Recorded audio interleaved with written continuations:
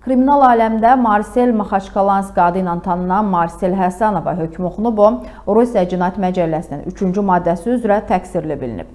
Cinayət iyerarxiyasında ən yüksək mövqeni tutma, vəzifəli şəxsi onun vəzifələrini yerinə yetirməsi zaman ictimai şəkildə təhqir etmə, təcridxana əməkdaşına onun xidməti fəaliyyəti ilə bağlı zor tətbiq etmə hədəsi maddələri ilə istintaq müəyyən edib ki, o mütəmadi olaraq cinayətkarların kassasını bölüşdürüb və nəzarətdə saxlayıb.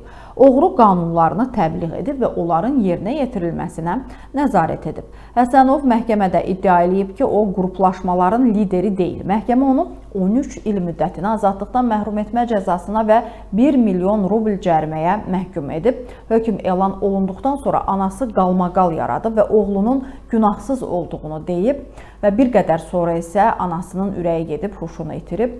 Qeyd eləyək ki, Marsel Həsənov 2024-cü ildə keçirilən sxotkalardan birində şəxsən bir nömrəli qanuni oğru Şarko Maladyonun iştirakı ilə taclandırılıb.